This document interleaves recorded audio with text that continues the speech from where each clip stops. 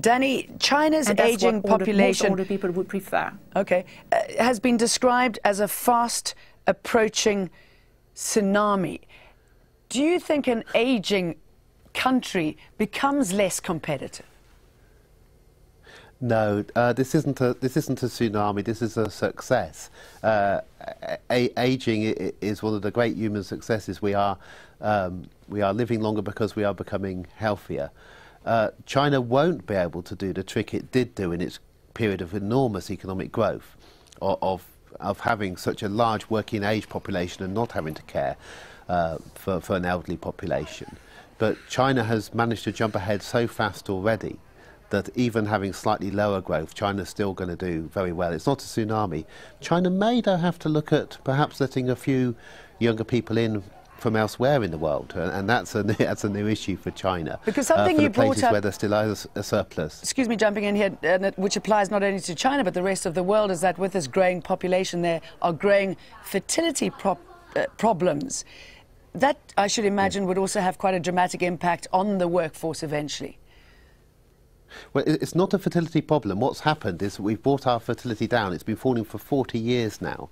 We currently have, on average, 3 children per couple in the world. Our children are expected to have 2, and we're going to hit for stability. For the first time in centuries, the human population is set to stop rising, and this is a very good thing. It's not a fertility problem. But there are big differences in different parts of the world. In some cities, it's as low as 1 child per couple. In other rural areas, it could be 3, 4, or even 5. And so it's the migration of people, the moving of people from the countryside to the cities, and from countries with more people to countries that are ageing, that helps to balance this out. And where there's restrictions on the movement of population, you tend to make the problems worse, because the ageing populations don't get the young people they need, and the young people, where there's a surplus young people, don't get to move to places where there is much more demand for them. Okay, Tania, I've got a interesting statistic here. If you are born, and if anyone's born after 2000 watching this program, particularly in France, Germany, Italy, the UK, and any countries with long life expectancies, there's a strong chance that you will see your 100th birthday, which is quite extraordinary. So there really is a thing that you better learn to love them. Yes, you better learn to love them. And here in China, the life expectancy, the average life expectancy is 75 at the moment. And there's a huge trend of moving your loved ones when they need the care into a nursing home. And a lot of people are finding it very, very hard. They're finding it as an emotional burden and a financial burden, and very, very hard to move them in these nursing homes. Yeah, just because what we said before, they're living too far away from their parents, and it's not only, they're no longer in a usual family. The female and the male are both working, and they also have to take care of their young ones. So there's a huge trend of not knowing whether or not to take care of the elderly parents in their old age, or to put them in the nursing home. So, and Tania, I get another problem is challenge. people just not looking after their elderly parents well at all. And after this law was announced, I gather that on the social media platforms, people were talking about horrendous stories about how people look after their elderly. They make them sleep in pig pens. Yes. I'm sure you hear lots of awful tales. Yeah, we heard that last story. Yeah, exactly. Last year there was a man from Jiangsu province who put his 100-year-old mother in a pigsty, and that generated a lot of criticism online. And so this is where a lot of Chinese people are facing these problems, and they've got this forum to talk about it. It's not just a problem, you know, that children have to, like grandchildren have to think about, parents have to think about, even the grandparents have to think about whether or not they want to put this burden on their descendants. Here's another area of concern, both in China and globally, the proportion of older people living alone. The UN estimates that 40% of the world's elderly are living independently. But there's a big gap depending on where you live. Almost 3/4 of older people in more developed regions live alone or with their spouse, compared with, say, a quarter in less developed regions. But this is likely to increase as the world's population continues to age. What is the problem here, Danny, is it because it's more sophisticated in developed countries? The wealthier you are, you lose the inability or the ability to care. Why the contrast? When a country becomes rich, it's possible to afford more housing, and so it's possible for very large numbers of people to end up living on their own. In Britain, for instance, people are 20 times more likely to have their children live with them when their children are grown up than they are to have their parents come and live with them. But it does create a problem. It's very inefficient having very large numbers of people living on their own. And there have been surveys in Britain of elderly people to try to work out how interested they might be when they become single in meeting up with another elderly person, say, and starting a new relationship. Because if you could get two elderly people back together again, you save on a house and also on care. When one person becomes ill, the other person is there with them. And wouldn't that be wonderful? People... it would help a lot if we could go through more than one relationship in our lives if we have to.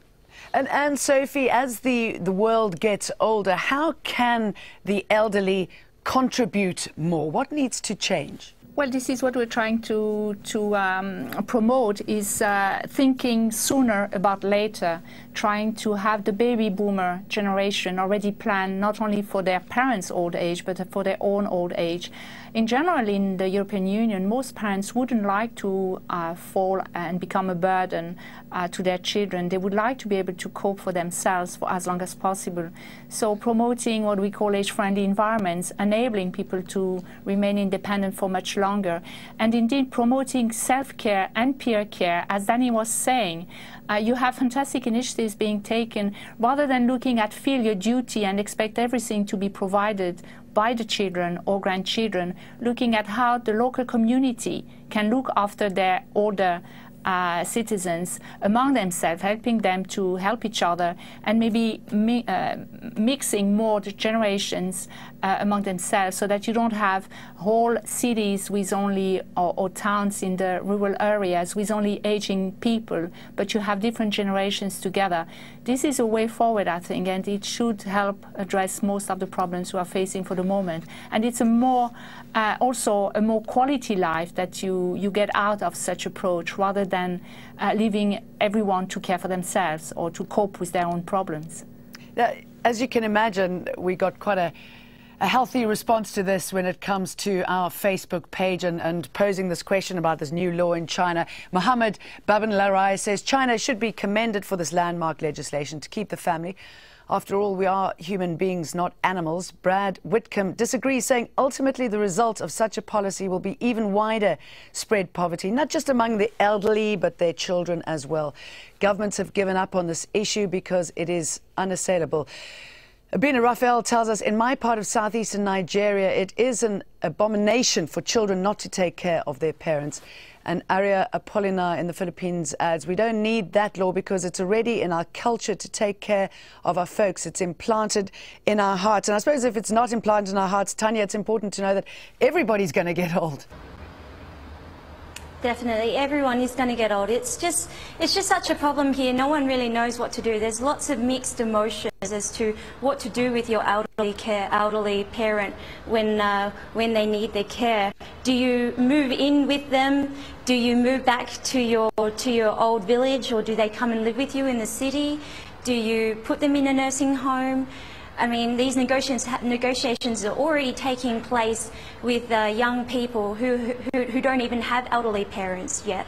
But they already feel that sort of, they call it the invisible and emotional burden that it has on them, just thinking about, you know, what they ought to do in the future. And Danny, it's got to be more than the plastic surgery industry that benefits from an aging population, doesn't it? Yes, hopefully an older and wiser population will maybe realise that plastic surgery isn't such a great thing. Plastic surgery tends to be younger people. You've got to think, as we age, as you know, China's already at 75 life expectancy. As we age, we should hope to become wiser and a little bit less preoccupied with the things that young people are preoccupied, which includes looks. Anne-Sophie, final thoughts? Well, I just hope that the generations will discuss all that together and will come up with solutions that will be good for all of them, because as a parent myself, I'm a grandmother of 6 grandchildren, and I have had the luck to have still my aging parents and father-in-law who is 100 years old. Oh, I just think the best solutions are those that you discuss together and agree. We end with those sage words from the grandmum, Anne-Sophie. Thanking you to Tania Lee, Danny Dorling as well.